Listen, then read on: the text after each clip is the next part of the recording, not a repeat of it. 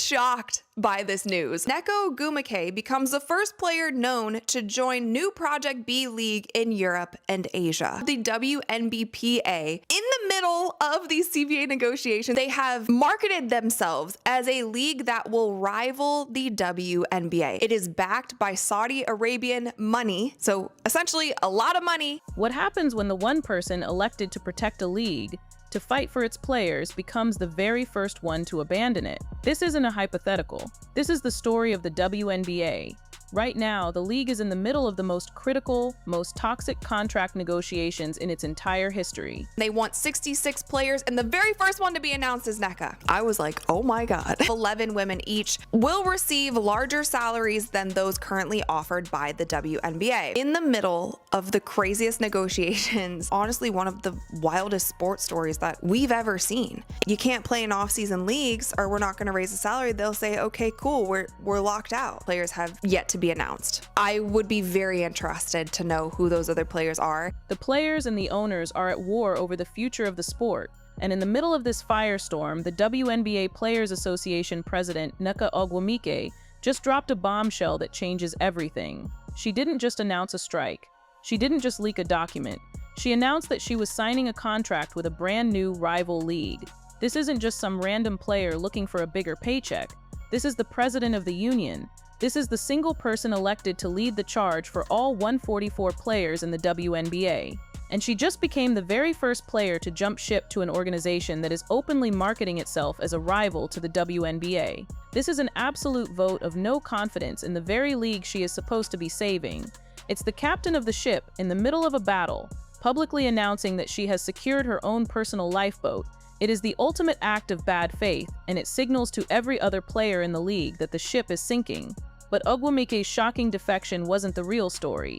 It was just the first domino. The real crisis is what she's running to, and the revelation that the entire WNBA leadership is about to collapse from within. So what is this Project B that was so enticing it could poach the WNBA's president?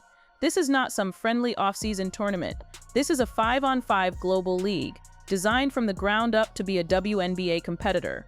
It's founded by a pair of Silicon Valley tech moguls, Jeff Prentice, the co-founder of Skype, and Grady Burnett, a former Facebook executive. It's already attracted a roster of massive investors: tennis legend Novak Djokovic, NFL Hall of Famer Steve Young, and in a shocking twist, WNBA legend and media personality Candace Parker. But that's not where the real money is coming from. Buried deep in the reports is the name of the league's global operating partner, a company called Sela. If you don't know that name, you should. Sela is an entertainment company completely owned by the Public Investment Fund of Saudi Arabia. If that sounds familiar, it should. It is the exact same playbook used to create LIV Golf. This is not a business that is designed to make a profit. It is a sports washing operation, a geopolitical tool designed to launder a country's reputation. And we've already seen how this movie ends. LIV Golf proved the model. They pay players billions of dollars, and they do not care if a single person watches. Their viewership is a fraction of the PGA's, but it doesn't matter. They don't need ticket sales. They don't need ad revenue. They have infinite money. This is not economic competition. This is a geopolitical act of disruption. The WNBA is a business. It has to manage a salary cap. It has to answer to its new media partners, and it has to at some point pretend to be profitable to survive. Project B, backed by the Saudi via Sela, has no such limitations. It will not make fair offers. It will make absurd offers. We're already hearing rumors of $50 million or even $100 million for one player. The WNBA cannot compete with this. No rational business can compete with a sovereign wealth fund that doesn't care about losses. Project B isn't building a league. It's buying the sport's top assets to make the WNBA obsolete. This infinite money explains why Ogwumike would jump. But it doesn't explain the real crisis. Why is the WNBA so vulnerable? Because the people supposed to be defending the league are the same ones dismantling it. Nneka Ogwumike's jump to Project B was shocking. But what if I told you that every other member of the WNBA Players Association board already has an exit plan? What if I told you the entire leadership is compromised? We looked at the WNBA's own website. This is the executive committee, the 7 players who are at the table right now, negotiating against the WNBA owners for the future of the league. Let's go down the list. President, Nneka Ogwumike. We know her story. She's now the face of Project B, the Saudi-backed rival. First Vice President Kelsey Plum. Plum also has a stake in a different rival league. She is an equity holder and player in Unrivaled. Vice Presidents Breanna Stewart and Nafisa Collier. This is the big one. They aren't just in a rival league, they founded it. They are the owners of Unrivaled. Their league has a $340 million valuation and is a direct competitor for off-season talent. Secretary Elizabeth Williams. She plays for another league, Athletes Unlimited. Vice President Alicia Clark. She is also tied to Athletes Unlimited. Treasurer Brianna Turner. She is also tied to Athletes Unlimited. This is not a mistake. This is not a coincidence. This is a complete systemic breakdown of fiduciary duty. The entire 7-member WNBPA Executive Committee, the body tasked with fighting for 144 players, has a direct personal financial stake in the WNBA's competition. This is the smoking gun.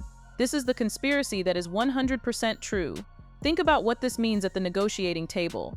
The WNBA owners' single biggest demand for years has been prioritization. They want to ban players from playing in these exact off-season leagues to protect their WNBA investment. Now imagine you are Breanna Stewart and Nafisa Collier. You are sitting at that table, supposedly representing the union.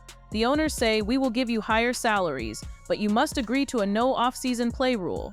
How can you ever agree to that? You can't. It would personally bankrupt your own company, Unrivaled. You are sitting at that negotiating table not as a union representative, but as a business owner in a direct, massive conflict of interest. You are negotiating to protect Unrivaled from the WNBA, not to get the best deal for WNBA players. Wally, this isn't a negotiation. It's a hostage situation. And what's happening at that negotiating table is the reason everyone is building a lifeboat. So why is this all happening now? The WNBA is more popular than it has ever been. Viewership is shattering records. The new media deals are worth billions of dollars, and new expansion teams are being sold for hundreds of millions. The players rightfully want their share. They exercised their right to opt out of the last CBA, and the current negotiations are reportedly far apart. The WNBA did make an offer. According to reports, they offered to triple the Supermax salary, pushing it to somewhere around $850,000 per year. 5 years ago, that would have been a revolution. But here's the problem. That's not enough. Not anymore. The new league Unrivaled, the one owned by the WNBPA, is already paying an average salary of $220,000 for a short off-season season. That is more than double the WNBA's current average salary. Unrivaled is paying its players more for a few weeks of 3-on-3 than many players make for an entire WNBA season. The players, or at least the player owners, have all the leverage, and it has led to a complete and total stalemate. The deadline for a new deal was October 31st. They've kicked the can down the road with a 30-day extension to November 30th, but multiple sources have confirmed that the players are bracing for a lockout, and this is where the conflict of interest becomes truly sinister. A WNBA lockout is a work stoppage. No games, no pay. For the average player, this is a financial catastrophe. But who benefits from a lockout? The WNBPA leadership. A WNBA lockout is good for the WNBPA Executive Committee. They are the only ones who are guaranteed to get paid. If the WNBA locks out the players in 2026, Nneka Ogwumike has her brand new multi-million-dollar Project B contract. Breanna Stewart and Nafisa Collier's league, Unrivaled, thrives. A lockout eliminates their main competitor for talent, sponsors, and viewership for an entire year. The WNBPA board can negotiate with scorched earth tactics. They can make demands they know the owners will refuse because they are protected. They have their golden parachutes, because if the league collapses, they are the ones left standing, ready to absorb the talent into their own businesses. The star players have their lifeboats secured. But this war is about to get a lot more expensive, and it's all thanks to the difference between a PR-friendly lie and cold, hard cash. When Nneka Ogwumike signed with Project B, she gave a very specific reason. She told the Associated Press that the compensation package was key, but specifically she pointed to the equity stake. Candace Parker, an investor in Project B, echoed this. She gave a powerful prepared quote, saying, "For too long, players have carried the game without a real stake in its future. Project B isn't waiting." This equity line is the same one used by Unrivaled. They offer players a 15% equity pool in the league. It sounds great, it sounds progressive, it sounds like players are finally building a future for themselves. But let's be real. Equity in a startup is often just percentages of percentages. It's a token. It's a complex long-term gamble that you can't easily cash out. It's a lottery ticket, not a paycheck. Project B is not a startup, it's a sovereign wealth fund. They are not offering equity in the Silicon Valley sense. They are offering money, cold hard FU money. The rumors are already circulating. $50 million for one player, even $100 million to try and poach a generational star like Caitlin Clark. Equity is the moral justification for taking sports washing money. Players like Ogwumike and Parker are intelligent and extremely brand savvy. They know that taking money from the Saudi is a controversial, ethically dubious move. They cannot simply go on TV and say, "I'm taking the bag." They would be crucified. Instead, they must frame it as a righteous cause. Equity in building a stake is the perfect PR cover. It reframes a massive cash grab as a revolutionary act for women's sports. The players aren't being fooled by the equity trap. They are using the term as a shield to justify cashing a check that is 50 or 100 times larger than anything the WNBA could ever possibly offer. This level of FU money changes the entire game, and it leads to the biggest, most expensive mystery of the entire offseason. When Unrivaled announced its rosters for its second season, two names were conspicuously missing: Angel Reese and Sabrina Ionescu. These are not small names, these are two of the biggest brands in the entire sport. Their absence is a massive, stunning blow to the player-owned league. Angel Reese hinted at deeply personal reasons, saying on social media that her goal was quietly minding my business so everybody won't mind mine. But the timing is— this is where you have to ask the billion-dollar question. Are they not playing in Unrivaled because they've already gotten a better offer? Project B has announced it is targeting 66 players for its 2026 launch. Its chief basketball officer, Alana Beard, has already confirmed that many top WNBA players have also signed on, but she did not disclose any other names. They are building a global F1-style traveling circuit and need marquee names to launch it. They need brands. Why would Angel Reese and Sabrina Ionescu skip a guaranteed payday from Unrivaled, which pays an average of $220,000? That is a lot of money to just skip. You would only skip that kind of money if you are in negotiations for a much larger one. We are witnessing a silent auction. Reese, Ionescu, and other superstars like Caitlin Clark are in a holding pattern, waiting for Project B to finalize its LIV Golf level offers. They are skipping a $220,000 payday because they are betting on a $20,000 payday. While the superstars plot their multi-million-dollar moves, the players without options are the ones being led to a slaughter. So the WNBPA board is safe. They have their own leagues and new contracts. The top superstars like Reese and Ionescu are safe. They're just waiting to see how many zeros will be on their checks. So who actually pays the price for this civil war? It's the players who aren't superstars, the middle-tier players, the rookies on minimum contracts, the hardship contract players who are just living their dream by being in the WNBA. Project B is not for them. It is an exclusive club for 66 players. Unrivaled is not for them. It is an exclusive club for the top 30 or 40 players. These new leagues are luxury lifeboats. The WNBA is the only league that matters for the other 100-plus players. When the WNBA locks out, a lockout that the WNBPA's conflicted board seems to be inviting, the top players will be fine. They'll go play in Unrivaled. They'll cash their Project B checks. But the 10th player on the Indiana Fever, the veteran forward on the Washington Mystics, they're left with nothing.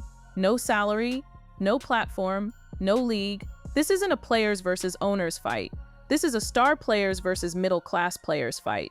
The WNBPA leadership is committing a class-based betrayal.